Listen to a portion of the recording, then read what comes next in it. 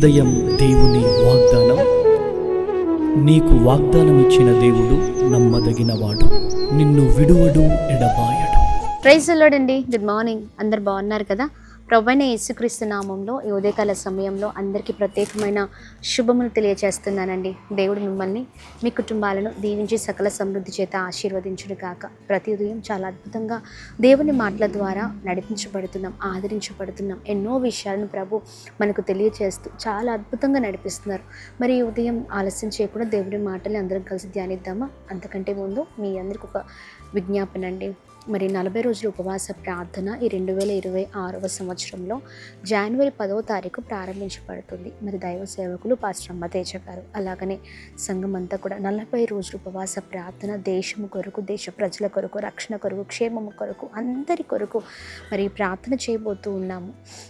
ప్రాముఖ్యంగా దైవ సేవకులు 40 రోజులు కూడా ప్రార్థన గోపురంలో ఉండి రేయిన్ పగలు ప్రతి ఒక్కరి కొరకు మరి భారం కలిగి ప్రార్థించబోతున్నారు. తప్పక మరి ప్రారంభపు సభ అనగా జనవరి 10వ తారీఖు ఉదయం 7 గంటలకు ప్రారంభించబడుతున్న ప్రారంభపు సభలో అందరూ పాల్గొనండి, దైవ దీవెనలు పొందండి. మీ అందరి కొరకు మరి సేవకులు భారం కలిగి ప్రార్థించబోతున్నారు. మీరు అందచేస్తున్న ప్రార్థన విజ్ఞాపన చేత పట్టుకొని 40 రోజులు మీ కుటుంబాల కొరకు, మీ క్షేమం కొరకు ప్రార్థించబోతున్నారు. మర్చిపోకండి. జనవరి 10వ తారీఖు ఉదయం 7 గంటలకు. Praise the Lord. చూడండి, ఉదయకాల సమయంలో మరి ఇంకా ఆలస్యం చేయకుండా దేవుని మాటల్ని ధ్యానిద్దాం, బలంగా ముందుకు సాగుదాం. ఇంకా దేవుడు అద్భుతమైన రీతిలో ప్రతిరోజు మరి మాట్లాడుతున్నట్లుగా ఈరోజు కూడా మాట్లాడనే ఉన్నారు. యెహెజ్కేలు గ్రంథం 36వ అధ్యాయం 9వ వచనం.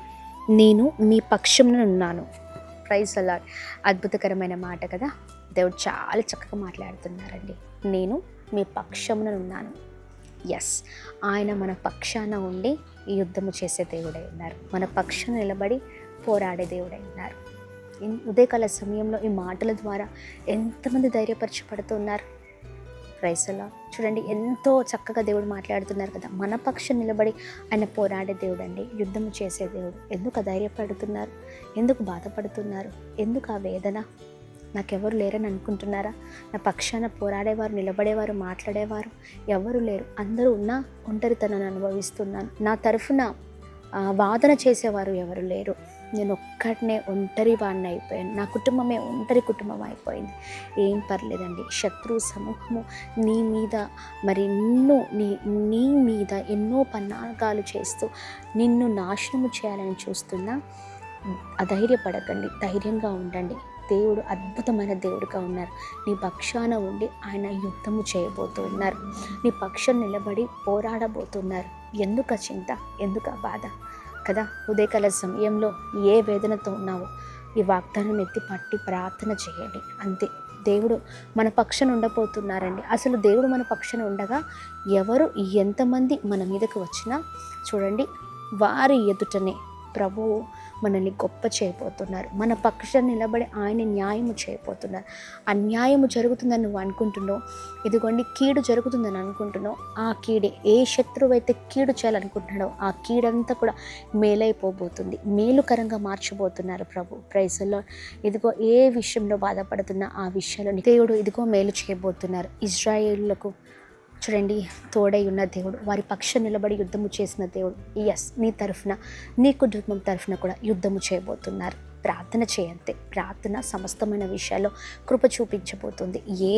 ఏ నిందలతో, ఏ అవమానాలతో, ఏ పోరాటాలతో, ఏ ఇబ్బందికరమైన పరిస్థితిలో నీవు ఉన్నావో ఆ పరిస్థితిలో ప్రభు కృప చూపించి నీ పక్షాన నిలబడి ప్రభు యుద్ధము చేయబోతున్నారు. ప్రియ సహోదర సహోదరి, అధైర్యపడకండి, ధైర్యంగా ఉండండి. ఈ వాగ్దానం ఎత్తిపట్టి ప్రార్థిద్దాం. Praise the Lord. ప్రార్థనే అన్ని విషయాల్లో గొప్ప కార్యం చేయబోతుందండి. ఆమె ప్రార్థిద్దాము. మరి ప్రార్థన. ఉదయకాల సమయంలో పరిశుద్ధాత్మ తండ్రి, అయ్యా మేము ప్రార్థిస్తూ ఉన్నాం. మా పక్షాన ప్రభా నీ ఉన్నావని మాతో మాట్లాడినందుకు స్తోత్రం. నిజమే అయ్యా, మేము ఎన్నో విషయాల్లో దిగులు పడుతూ ఉంటాం, ఎన్నో విషయాల్లో అధైర్యపడుతూ ఉంటాం, ఎన్నో విషయాల్లో చాలా ప్రభా ఇదిగోండి వేదన పడుతూ ఉంటాం. మా పక్షాన నిలబడేవారు ఎవరు లేరా, మాట్లాడేవారు లేరా ప్రభా?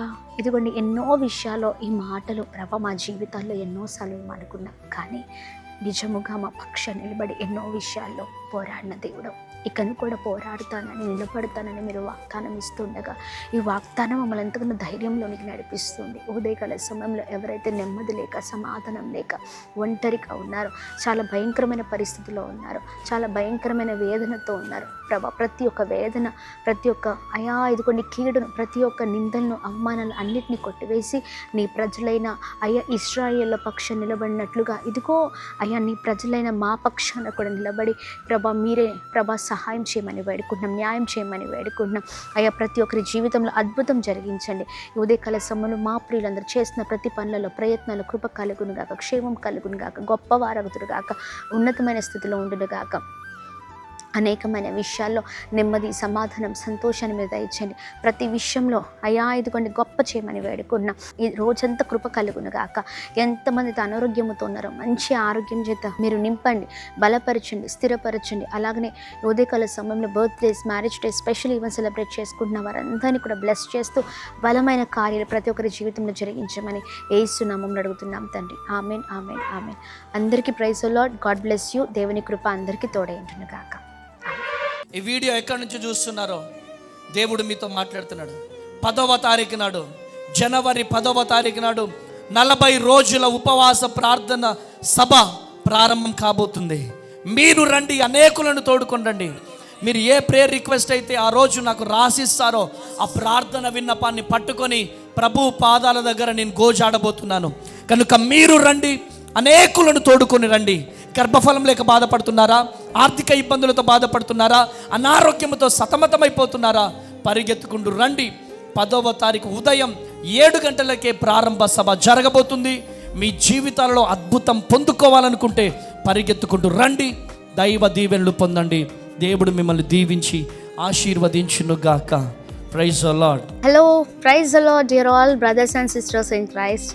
బాగున్నారు కదండి? ఈ నూతన సంవత్సరంలో నూతనమైన వాగ్దానాలతో చాలా అద్భుతంగా ముందుకు సాగుతున్నాం కదా. మరి ఇంకా ఈ 2026వ సంవత్సరంలో అమ్మ తేజ మినిస్ట్రీస్లో 40 రోజులు ఉపవాస ప్రార్థనలో ప్రారంభించబడబోతున్నాయండి. ఎప్పుడు అనుకుంటున్నారా? మరి జనవరి 10వ తారీఖు ఉదయం 7 గంటలకే ఉపవాస ప్రార్థనలు ప్రారంభించబడుతున్నాయి.